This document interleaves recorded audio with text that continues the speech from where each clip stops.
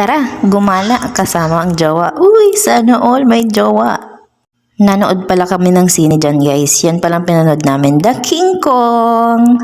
Ang ganda niyan guys, promise. Story time again. Guys, nakilala ko pa yung jowa ko ngayon sa TikTok lang. Yung first meet namin guys, alam nyo, puging-pugi ako dyan. Ang bango-bango, shit. Ang sarap niyang kainin. Ay, bawal pala yun. Pero guys, wala akong masabi sa lalaking yan. Hindi ako pinapagastos niyan guys.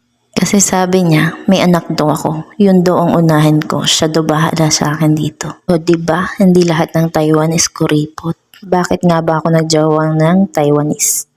Guys, ilang beses na ako naloko ng Pinoy. Hindi ko naman sinasabing lahat ng Pinoy manloloko. Pero syempre, nandito na yung dala ko. Iba tayong kwento sa buhay. Sa akin, pang MMK talaga. Napakahaba nun guys. Kaya wag na natin ikwento. Kalimutan na lang natin ang lahat. Ang importante, napatawad ko na din siya.